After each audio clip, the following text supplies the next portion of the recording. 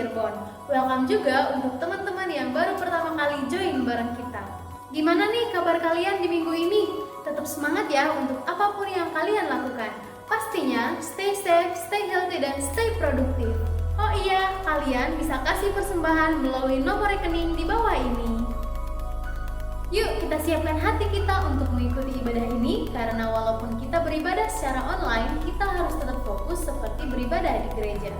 Siapin catatan kalian juga ya, karena hari ini ada pesan khusus yang pastinya akan memberkati kita. Oke, kalau gitu yuk kita mulai ibadahnya. Semuanya terjadi kelemahanku, kekuatanmu menerpa seluruh hidupku. Dari mana datang pertolonganku? Hanya Yesus pertolonganku. Engkaulah sumber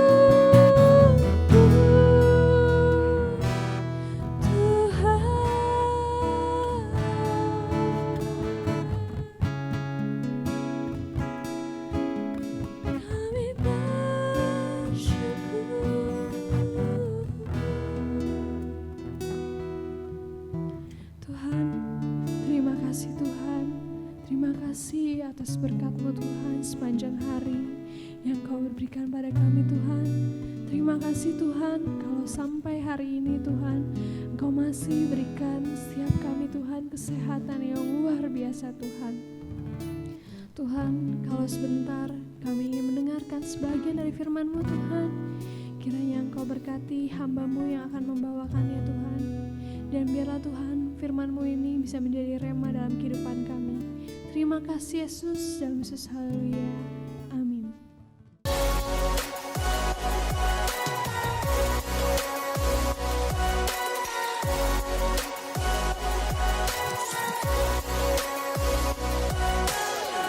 Halo students, apa kabar? Bagaimana dengan teman-temanmu di kelas yang baru ini? Meskipun kita belajar dari rumah, bersyukur dengan teknologi yang membantu kita untuk tetap bisa berelasi dengan teman-teman kita. Dan hari ini saya senang bisa bertemu kembali menyapa kamu di rumah lewat ibadah online Radiance. Selamat datang buat teman-teman yang baru pertama kali mengikuti ibadah ini. Saya juga mau mengucapkan selamat buat teman-teman dari SMPK 1 BPK Penabur Bandung yang sedang merayakan ulang tahun SMPK 1 yang ke-70 tahun. Biar tetap menghasilkan pemimpin handal dan menjadi berkat bagi kota dan bangsa. Sebelum kita masuk dalam ibadah kita hari ini, mari kita berdoa. Tuhan Yesus, kami mau nyerahkan waktu di depan ini ke dalam tangan-Mu. Roh Kudus, pimpin kami, tolong kami untuk kami mengerti, memahami dan mampukan kami untuk kami bisa melakukan setiap firman Tuhan yang kami dengar hari ini. Di dalam nama Yesus kami berdoa dan mengucap syukur. Amin. Hari ini saya akan melanjutkan tema kita dari minggu lalu, Setting Boundaries in Toxic Friendship Part 2. Thank you buat kalian yang sudah memberikan komentar di video YouTube minggu lalu. Nah, sebelumnya saya akan mereview dulu ya dari pembahasan kita di part yang pertama. Kita belajar untuk mengenali ciri seorang toksik seperti apa ya, agar kita nggak cepet-cepet ngejudge kalau teman kita ini toksik. Atau jangan-jangan kamu yang toksik.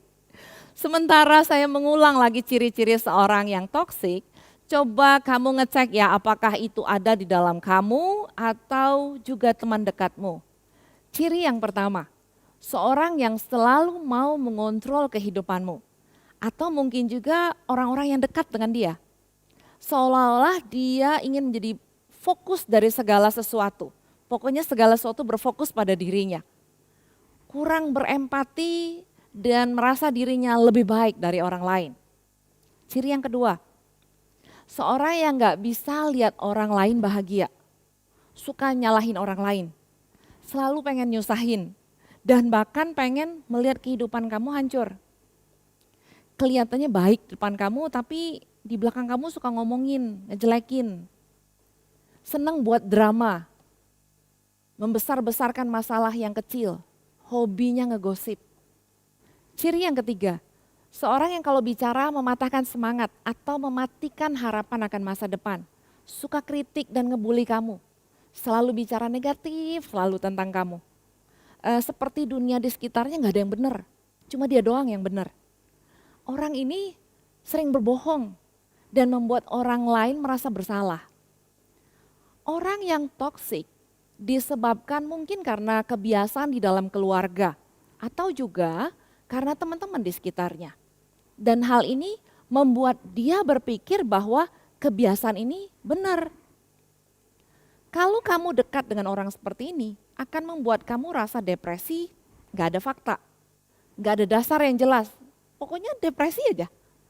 Kalau ciri ini ada pada temanmu atau mungkin saja ciri ini ada dalam kamu, jangan putus asa. Di dalam Tuhan selalu ada solusi, ada jalan keluar. Dalam 2 Korintus 10 ayat yang keempat dan yang kelima dikatakan begini. Karena senjata kami dalam perjuangan bukanlah senjata duniawi, melainkan senjata yang diperlengkapi dengan kuasa Allah yang sanggup untuk meruntuhkan benteng-benteng. Ayat yang kelima, kami mematahkan setiap siasat orang dan merubuhkan setiap kubu yang dibangun oleh keangkuhan manusia untuk menentang pengenalan akan Allah. Kami menawan segala pikiran dan menaklukkannya kepada Kristus. Tidak ada orang yang mau jadi toksik. Semua orang pengen jadi baik. ingin diterima, ingin dikasihi. Dan kita harus tahu bahwa Yesus mengasihi setiap kita. Yesus menerima kita apa adanya. Yang kita perlu adalah keterbukaan dengan merendahkan diri, merendahkan hati kita. Kita mau mengevaluasi diri untuk menjadi lebih baik. Jadi jika kita menyadari bahwa ciri-ciri seperti yang tadi saya ucapkan itu ada pada dirimu atau itu ada pada temanmu, ini yang perlu diperhatikan. Kalau ciri tadi ada pada temanmu, tidak usah berusaha untuk mengubah seseorang. Di ayat 4 katakan bahwa kuasa Allah saja yang sanggup untuk meruntuhkan benteng-benteng. Benteng-benteng pemikiran dan kebiasaan yang salah dalam kita. Berhenti untuk menjadi Tuhan bagi temanmu. Yang harus kamu lakukan adalah membangun boundaries, batasan-batasan. Setting boundaries with friends is one thing. But making sure your friends respect them is something else. Karena itu membuat batasan untuk diri kita sendiri adalah sebagai bukti bahwa kita menghargai diri kita. Jika kamu tidak bisa menghargai dirimu, jangan harap orang lain akan melakukannya. Misalnya, waktu ada seseorang yang ngebully kamu, merendahkan dirimu, mematahkan semangatmu dengan perkataan mereka, gak perlu disimpan dalam hati.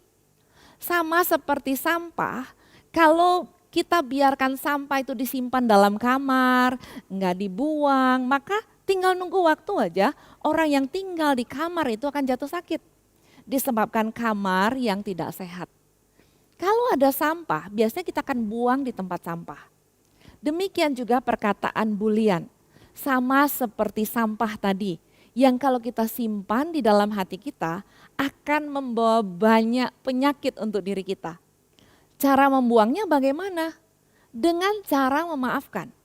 Memaafkan baik untuk diri kita sendiri. Meskipun orang yang dimaafkan belum berubah. Karena dengan cara ini kita menjaga kesehatan hati kita. Seperti di Amsal diajarkan, Amsal 4 ayat 23 katakan, jagalah hatimu dengan segala kewaspadaan, karena dari situlah terpancar kehidupan. Bagian kita untuk menjaga hati kita. Kalau kita berhasil menjaga hati kita, ini akan membuat hati kita sehat. Kita akan bertumbuh semakin dewasa. Orang di sekitar kita akan memperhatikan sikap kita ini dan mereka akan respect pada sikap kita. Contoh yang lain, jika ada teman toksik yang suka main drama, membuat kamu menjadi merasa bersalah, membesarkan masalah yang kecil, kamu belajar untuk berani mengatakan ya jika ya, mengatakan tidak jika tidak benar. Ini yang diajarkan di dalam Matius 5 ayat 37 yang sudah saya sampaikan minggu lalu. Hal ini penting untuk membangun karakter yang baik dalam dirimu. Kalau hari ini kamu masuk dalam toxic friendship, belajar tegas untuk kebaikan dirimu. Berhenti menyalahkan keadaan. Jangan bilang, saya begini karena dia. Karena dalam segala perkara, selama kita ada di dalam jalan Tuhan, semua itu akan mendatangkan kebaikan. Meskipun keadaannya tidak nyaman. Justru di dalam keadaan tidak nyaman adalah waktu di mana kita bisa melakukan firman Tuhan. Belajar berani untuk mengatakan ya dan mengatakan tidak pada saat yang tepat. There is no growth in comfort zone and there is no comfort in growth zone. You choose to grow. Waktu kita belajar membangun batasan-batasan untuk diri kita sendiri, dengan sendirinya kita juga akan peka dengan keadaan orang-orang di sekitar kita. Manfaat yang lain adalah agar kamu dan temanmu sama-sama enak, nggak kaku di dalam persahabatan yang ada. Masing-masing orang tahu bahwa ada batasan yang setiap orang punya. Manfaat yang paling penting dalam membangun boundaries adalah kamu bisa menjadi dirimu sendiri. Jadi jika ciri itu ada di dalam dirimu, yang paling penting untuk kamu lakukan adalah datang pada Tuhan. Mengakui keberadaanmu. Kebiasaan kita biasanya cari teman dulu. Kalau teman gak ada yang peduli, baru cari Tuhan belakangan. Firman Tuhan mengajarkan di dalam 2 Korintus 10 ayat yang kelima, Kami mematahkan setiap siasat orang dan merubuhkan setiap kubu yang dibangun oleh keangkuhan manusia untuk menentang pengenalan akan Allah. Kami menawan segala pikiran dan menaklukkannya pada Kristus. Dikatakan keangkuhan, kesombongan manusia yang membuat kita nggak mau mengenal Allah, menentang pengenalan akan Allah. Kuasa Allah saja yang sanggup memulihkan keadaan setiap kita, seburuk apapun keadaanmu. Mungkin kamu pikir, mustahil, nggak mungkin untuk pulih dengan keadaan seperti ini. Ingat, ayat 5 katakan, kami menawan segala pikiran dan menaklukkannya kepada Kristus. Jadi jika pikiran negatif yang membuat kamu merasa tidak berguna, merasa paling malang sedunia, merasa sirik banget kalau ada orang lain yang berhasil atau lihat orang lain bahagia, cepat datang pada Yesus. Bawa semua permasalahanmu, semua pemikiran yang negatif itu, bawa pada Tuhan, agar Tuhan menolong kamu untuk mengalahkan pemikiran yang negatif tersebut. Sebenarnya orang yang seperti ini jauh di dalam hatinya pasti tahu ada sesuatu yang tidak benar dengan sikap dan perkataan yang ada. Dengan segala kerendahan hati, mari datang pada Tuhan agar Tuhan memulihkan keadaanmu. Berhenti untuk mengatakan, nanti dulu, nanti aja, kalau saya sudah baik, baru datang pada Tuhan. Cara pikir yang seperti ini adalah kesombongan yang membuat kita tidak mengizinkan kuasa Allah bekerja dalam diri kita. Kita perlu mengingat bahwa Tuhan mengasihi kita di saat kita masih berdosa dan masih jahat. Karena itu Tuhan Yesus memberi dirinya untuk disalib sebagai korban tebusan untuk dosa kita. Lukas 5 ayat 32 katakan, aku datang bukan untuk memanggil orang benar, tetapi orang berdosa supaya mereka bertobat. Lebih dari apapun dan lebih dari siapapun, semua kita membutuhkan Tuhan. Dia yang menciptakan kita. Sama seperti handphone. Kalau iPhone ini bermasalah, kita nggak akan datang ke counter Samsung untuk memperbaikinya. Tapi karena ini handphone iPhone, kita akan datang ke counter iPhone. Karena hanya pabrik pembuatnya yang tahu persis setiap jenis produk yang dihasilkan. Tuhan yang menciptakan kita, yang tahu persis keadaan kita, potensi yang ada di dalam diri kita, juga tahu bagaimana memperbaiki keadaan kita dan membuat keadaan kita menjadi jauh lebih baik, melebihi dari apa yang kita pikirkan untuk sampai pada rencana Allah yang sempurna bisa terjadi dalam kehidupan kita. Hari ini, bagi kamu yang sudah capek dengan semua dosa, capek dengan semua kebohongan yang kamu sudah buat selama ini, mari datang pada Yesus. Ikutin doa saya. Tuhan Yesus, hari ini aku menyerahkan hidupku ke dalam tangan-Mu. Ampuni dosaku, jadilah Tuhan dan sahabat bagiku. Ajari aku untuk dapat mengatasi masalahku. Pimpin langkahku Tuhan, aku mau hidup bagimu. Di dalam nama Tuhan Yesus Rajaku, aku berdoa. Wah, kita sangat terberkati nih guys. Yuk kita share ibadah ini ke teman-teman kita supaya mereka juga diberkati. So, sekian dulu untuk hari ini guys. Bye-bye.